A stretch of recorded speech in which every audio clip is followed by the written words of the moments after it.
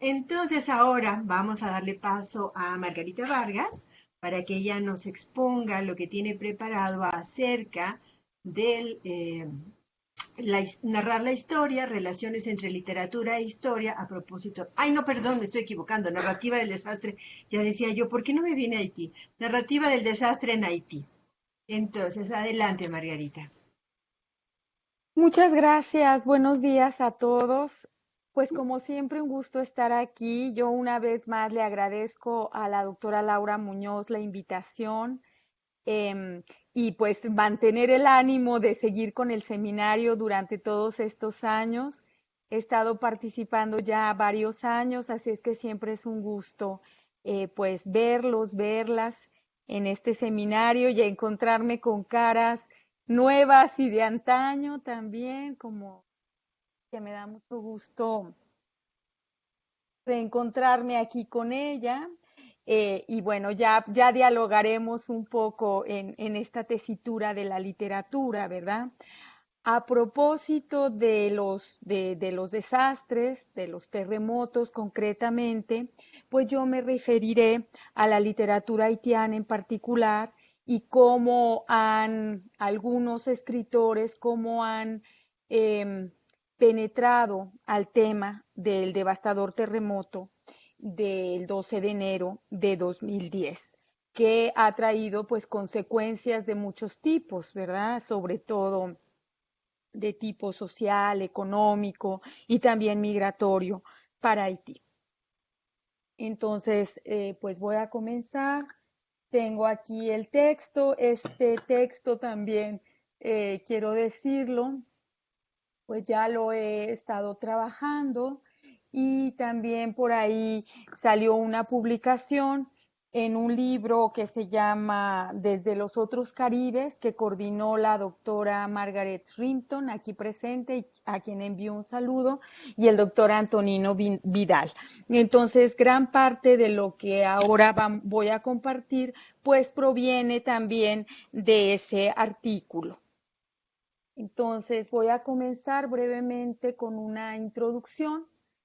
La idea de un Caribe tanto insular como continental, paradisiaco, hasta cierto punto idílico, caracterizado por una naturaleza exuberante, tupido follaje de intensas tonalidades verdes, ríos cristalinos, playas de nutrida gama de azules y flores y pájaros de todos los tonos, parece ocupar el imaginario sobre esta región.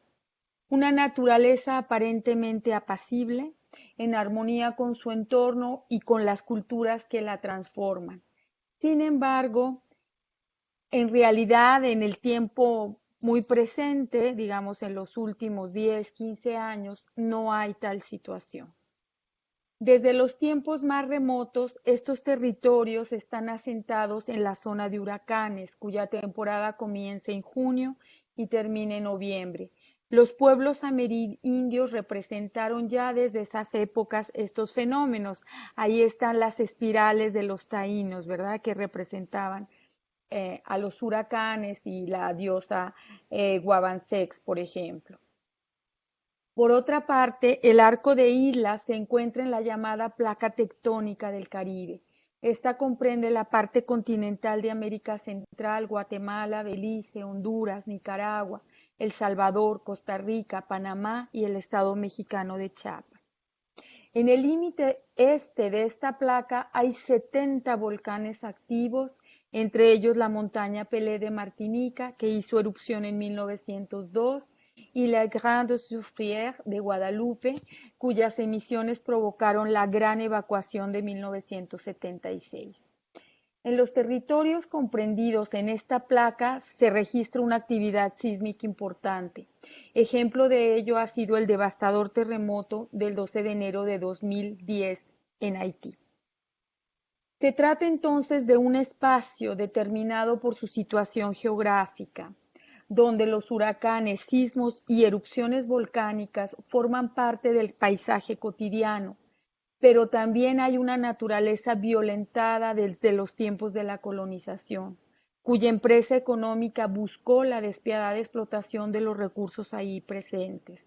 el oro de los ríos, las perlas de los mares, la caña de azúcar, el café, el tabaco y el índigo de los campos, las maderas preciosas como la caoba de los bosques y selvas, entre otros.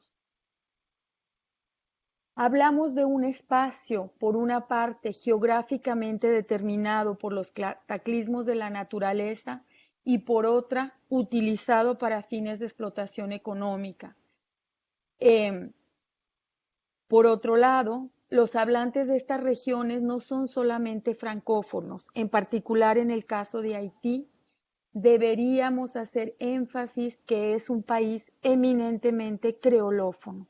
El 98% de los haitianos hablan creol y de esos solamente, no sé, un 15-20% también hablan francés. O sea, es un país bilingüe, sí, pero es un país fundamentalmente creolófono. Las literaturas escritas de expresión francesa procedentes de estos lugares, particularmente de Haití, sobre todo las de las primeras décadas del siglo XXI, han abordado la naturaleza devastada con formas literarias específicas, dependiendo de la época, el horizonte desde el que se habla y el lugar de enunciación tanto del autor como de los personajes literarios, y en su caso de la recepción que estas obras han tenido. Para abarcar esas características de las literaturas referidas, así como su interacción con las culturas tanto de producción como de recepción, acudimos a la idea de geopoética. Al parecer se trata de un neologismo que no tiene un uso cotidiano en el castellano medio. Sin embargo, en otros idiomas, en inglés o francés, se presenta referenciado en medios académicos con frecuencia. Geopoetics o geopoética. Entonces, la primera parte, me pregunto, ¿una geopoética para la devastación? Los huracanes, terremotos, incendios, inundaciones y erupciones volcánicas, como les decía, han estado presentes en las literaturas caribeñas insulares de expresión francesa desde tiempos de la colonia, en relatos de viaje y sobre todo en la poesía. Sin embargo, la relación del hombre con su hábitat ha sido narrada desde tiempos inmemoriales a través de otras formas de expresión, como los cantos o las distintas representaciones pictóricas y escultóricas. En la narrativa insular contemporánea encuentro una tendencia recurrente a emplear la metaforización de esta naturaleza devastada para referirse a otros temas, o aparece como telón de fondo, pero no como tema principal. Es como si esta naturaleza estuviera enraizada en la sensibilidad de los escritores caribeños. Algunos ejemplos, en Guadalupe, Ernest Mutusamy, con una novela que se llama Il pleure dans mon pays, de 1979, algo así como Llueve en mi país. Simon Schwarz-Bars, Pluie vent sur Telumé Miracle, de 72, que es Lluvia y viento en Telumé Milagro. Maïs Condé, esta está traducida, Moi Tituba Sorcière Noire de Salem, de 86, que Yo Tituba Bruja Negra de Salem. Y en Martinica, Patrick Chamoiseau, con Una enfance créole, Un temps d'enfance. Una infancia creol, un tiempo de infancia. Y ahí, por ejemplo, está la metáfora, ¿verdad? Se habla de un tiempo de fuego, que es un incendio que arrasó con su memoria, por ejemplo, ¿no? Para hablar de la infancia. Edouard Glissant con Mahogany, de 1987, y en Haití, que es el que nos ocupa, está el gran poeta Franck Etienne, con un largo relato que se llama Mûr à crever, algo así como maduro a morir. Está también Jean-Claude Fignolet con Le Possédé de la Pleine Lune, de 1987. Estos últimos son poesía. Al comenzar el siglo XXI, la metaforización de esta naturaleza devastada continúa en la literatura haitiana, pero convive paralelamente con una literatura donde el terremoto del 2010 cobra vida, ya no como una metáfora, sino como un personaje central, a veces único, en la narrativa mayormente de carácter testimonial y cuya publicación ocurre a muy poco tiempo de ocurrido el suceso. 4 relatos literarios nos sirven para ejemplificar este cambio en las literaturas haitianas. Tout bouge autour de moi, de 2011, de Dany Laferrière, es un escritor de la diáspora haitiana, radicado en Canadá. Entonces, ven, el terremoto es en enero de 2010, en 2011 sale publicado este relato de Dany Laferrière. Corps-Mêlés, de 2011, de Marvin Victor, un autor muy joven, un escritor muy joven, haitiano, radicado en Haití. Maudite Education, de 2011, de Guy Victor, otro escritor haitiano muy importante, vivo, desde luego, y radicado en Haití. Ellos no forman parte de la diáspora. Las dos últimas, Corps-Mêlés y Maudite Education, son novelas, y Tout bouge autour de moi es más bien como una crónica. Y también está el relato testimonial de Yannick Laens, que se llama Faille, que es de 2010, o sea, inmediatamente después del terremoto. Yannick, por supuesto, es mujer. Dany Laferrière es un escritor haitiano, el primero, radicado en Montreal, Canadá, desde hace más de 35 años. Ingresó a la Academia Francesa en 2013 y también ha tenido una larga carrera en el periodismo radiofónico. Cuando sucedió el sismo, el 12 de enero de 2010, él se encontraba en el Hotel Caraïbe en Puerto Príncipe y esto lo coloca como un testigo presencial del suceso. Entonces, el relato es testimonial. Tout bouge autour de moi, o sea, como todo se mueve a mi alrededor, sería como la traducción. Está contada en forma de pequeños relatos, como una cámara fotográfica, que va trasladándose a cada uno de los barrios y lugares afectados en la capital del país. Son alrededor de 130 pequeños relatos, cada uno con un título, en donde se destaca la concepción del tiempo. El terremoto duró solamente 1 minuto. En ese lapso ocurre simultáneamente todo lo que describe Laferrière. Por otra parte, las frases se caracterizan por la brevedad. Hay un apartado que tiene solamente 6 renglones, se titula Las cosas y dice así: encontraríamos los cuerpos cerca de la puerta, una maleta a su lado. Entonces ven ahí la brevedad y también como el poder de lo visual en esa brevedad. El terremoto tiene una personificación en este relato, es Gudugú, es decir, la onomatopeya del sonido que los haitianos escucharon cuando se produjo. En el texto de mi autoría, Haití, las grietas capitales, profundizo en el análisis de este relato, describiendo 2 ideas que considero se construyen ahí. Por una parte, una estética de la precariedad y por otra, una épica de la pobreza.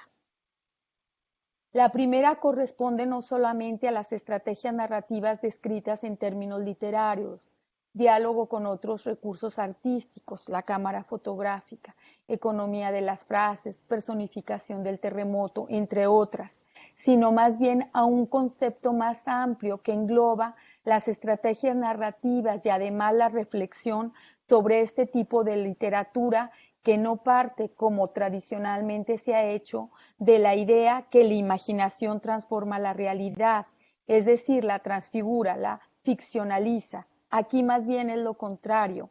La realidad transforma la imaginación o en todo caso la obliga a recrear, a reinventar. ¿Acaso crear, inventar otras formas de narrar? En referencia a lo que llamo la épica de la pobreza, me parece que en este relato hay una dignificación de los trabajadores del hotel, pero también de toda la gente que salió a las calles a levantar escombros haitianos, a ayudar a otras personas. La forma de narrar es como un canto, donde abundan las imágenes con referencia a la naturaleza.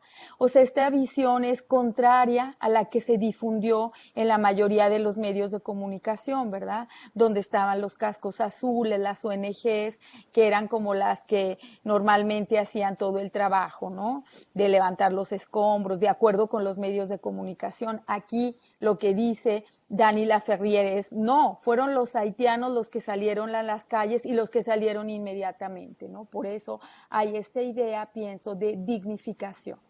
Entonces aquí, pues le leo un poquito, yo traduje esta parte donde pienso que está esta épica eh, de la pobreza.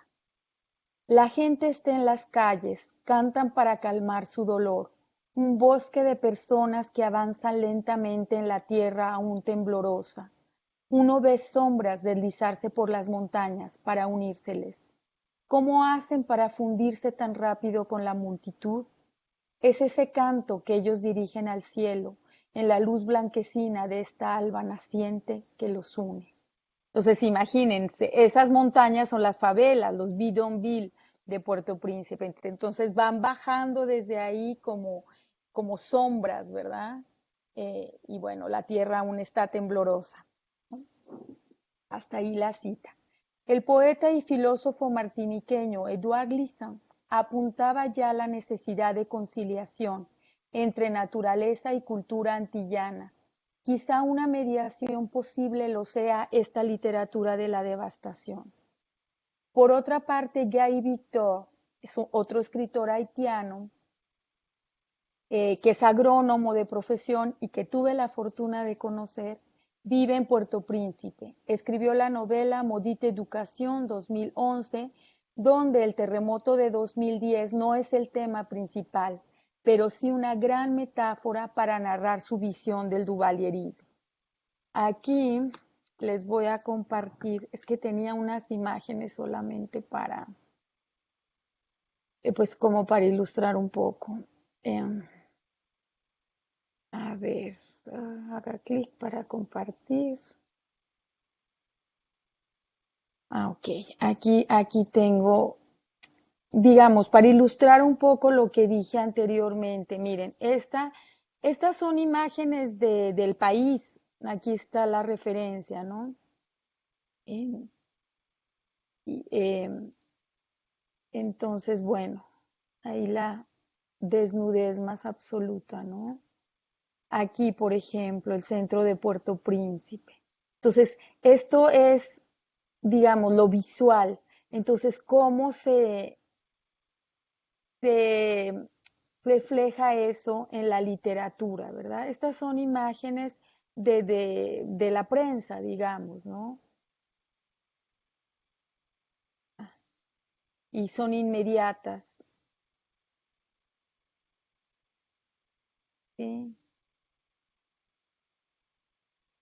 Entonces, otra, ¿ah? Es otra,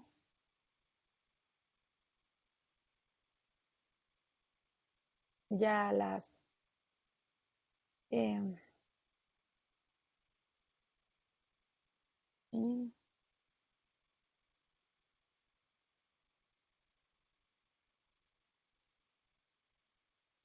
¿Ah? Entonces ahí,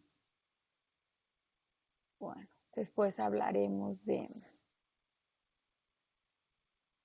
Entonces continúo con la segunda novela, que es Maudite Education, ¿no? Ahí la gran metáfora, ahí ya entramos al tema de las metáforas de carácter más bien político, ¿sí? Ahí es el temblor el que le sirve para hacer una gran metáfora para narrar su visión del duvalierismo. El duvalierismo, que comprende la dictadura de François Duvalier, Papa Doc de 1958 al 71 y de su hijo Jean-Claude Baby Doc del 71 al 86, como el terremoto de 2010, en esta metaforización La dictadura, al igual que el terremoto, marcó un antes y un después para la sociedad haitiana. Es un parteaguas. Representa un terremoto en el sentido metafórico. Sale de las entrañas de Haití como un temblor precisamente, cuyo epicentro es lo más pobre, lo más sucio y algunas veces lo que se ha querido ocultar de la sociedad haitiana. Las ciudades perdidas, bidonville, la prostitución, la violencia y la pobreza sin límites. Las estrategias narrativas en este caso se centran en introducir elementos mágicos religiosos, evidentemente el vudú, uso del sentido del humor y la ironía, y la transformación de los personajes principales en un antes y un después del duvalierismo o del terremoto. El hecho real, esas son las estrategias narrativas ahí en la novela. El hecho real es que el gobierno de Jean-Claude Duvalier desalojó un barrio pobre, un bidonville completo de Puerto Príncipe llamado Nampalmis en 1983. Los habitantes de Nampalmis fueron engañados por el gobierno. Les prometieron trabajo, comida y alojamiento en la isla vecina de La Gonâve, que forma parte de Haití. Y cuando fueron trasladados en barcos en medio del mar, fueron masacrados y arrojados sin dejar huella. Entonces, ahí está lo que señalaba ya la doctora Nina Bruni, o sea, el realismo maravilloso. Hay un hecho real, pero ¿cómo lo transforma? Gary Victor recupera este episodio, entre comillas, olvidado, de la historia contemporánea haitiana y lo narra a través de la voz de un niño, Carl Bossier, a quien le contó esa historia una nieta de una prostituta sobreviviente de la tragedia, cuyo nombre era Madeleine. Entonces lo narra así. El gobierno de entonces, que se jactaba de ser un poder de negros, un poder del pueblo, temiendo ser desbordado por la izquierda, prefirió deshacerse de nosotros dulcemente. Hizo venir a Nampalmis emisarios que hacían creer que se daba trabajo en la isla de La Gonâve, al otro lado de la bahía. 2 barcos se pusieron a disposición de aquellos que desearan partir para trabajar allá. Se prometían salarios, para nosotros elevadísimos, y alojamiento gratuito. Habría hasta cantinas donde por casi nada los trabajadores podrían comer hasta saciarse. Inútil decirte, pequeño, que las personas se peleaban por encontrar un lugar en esos barcos. En el transcurso de una semana, numerosas chozas se vaciaron, quedando abandonadas a los perros errantes y a las ratas. Hasta ahí la cita, la traducción es mía. Entonces, bueno, ven ahí, pues, o sea, la metáfora del terremoto sigue funcionando para narrar pues este asesinato de Estado en realidad, ¿no? Lo que ahora llama Chibembe la necropolítica, ¿verdad? Cómo deshacerse de las personas indeseables, entre comillas. Madeleine es salvada de ahogarse por Agüé, dios del mar en el vudú haitiano. Ahí viene la transformación, ¿verdad? De lo mágico, mítico, religioso. Y ahí cito a la novela. La memoria difícilmente guarda las cosas y los dichos que no son modelados con la materia de nuestro mundo. Esto que señalaba Nina Bruni también, ¿verdad? Creer, no creer, entre lo racional y... Se pretendía que Agüé, el dios del mar, tuviera piedad de las lágrimas de Madeleine. Él se conmovió con la pureza del amor que ella le profesaba a Alexandra. El dios la salvó de las balas de los militares para enseguida ofrecerle la hospitalidad de su reino. Agüé ya era conocido por su afición a las mujeres bellas, así que Madeleine seguramente conoció los celos de Agida, la amante del dios cuyas crisis se manifestaban en las impías sequías sobre las costas. ¿Sí? Entonces ahí también, pues, o sea, es mágico, mítico, pero está el sentido del humor que se ve ahí en los celos de Agida, que es otra, la esposa de Agüé, y la afición por las mujeres bellas del dios del mar. En otro pasaje, la ironía se puede notar en los 333 metros que separan el hospital del Palacio de Gobierno. En el primero muere el padre de Corbusier por falta de atención médica.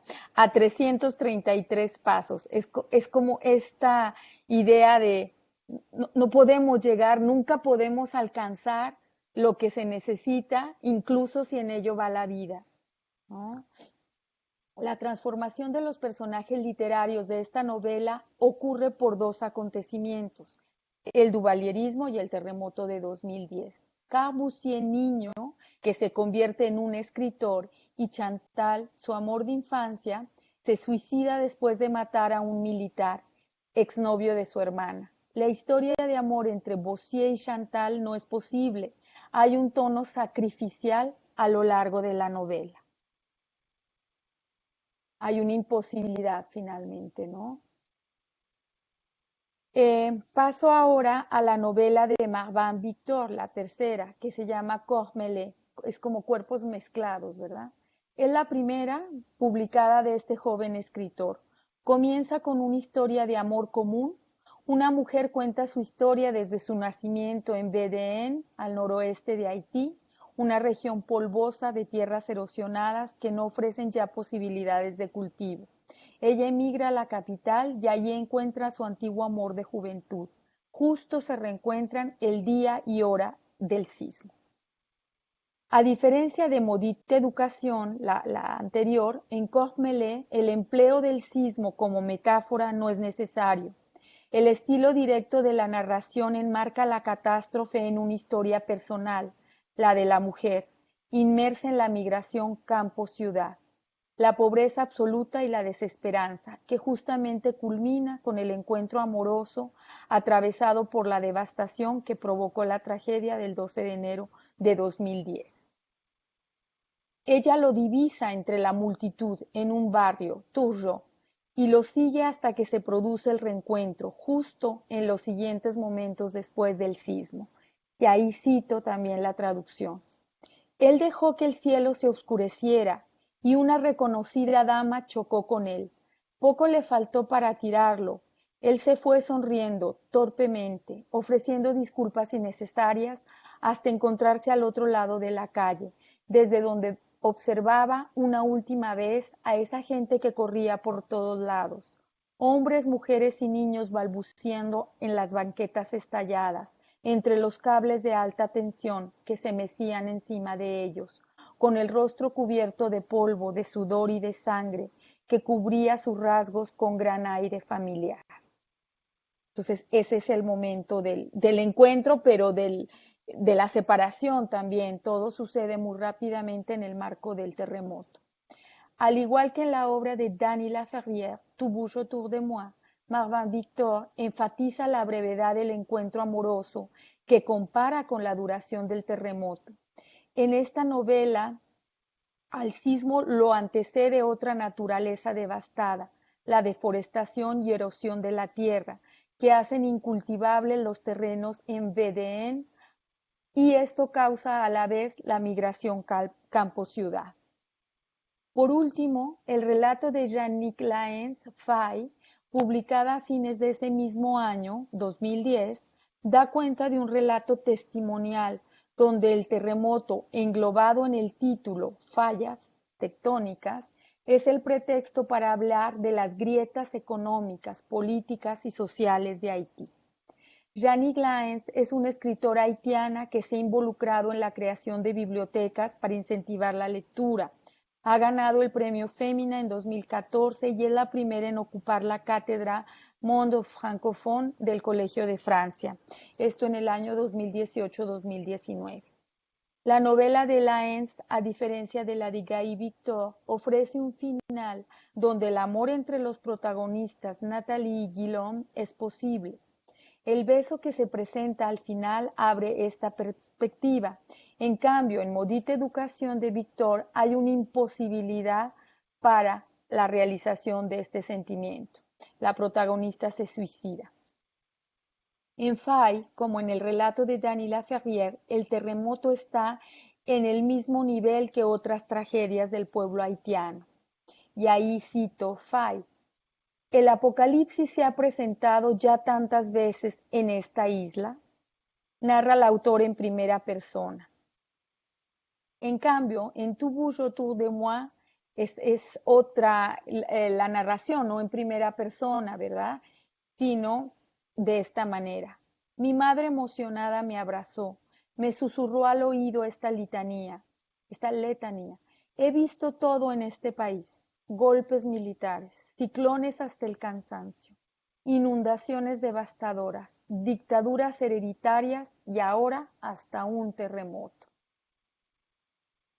El poeta y filósofo martiniqueño apuntaba, como les decía Edouard Glissant, apuntaba ya la necesidad de esta conciliación entre naturaleza y culturas antillanas.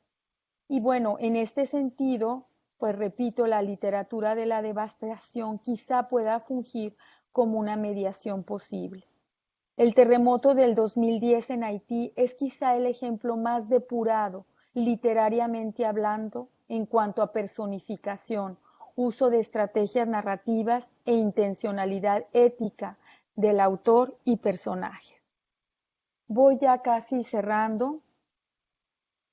La geopoética de la devastación permite un diálogo con otras artes o disciplinas. Un acercamiento geopoético de las literaturas de la devastación en francés busca establecer un diálogo con otras disciplinas y artes. Una de sus características debiera ser la transdisciplinariedad en los estudios y análisis y en los métodos de enseñanza-aprendizaje.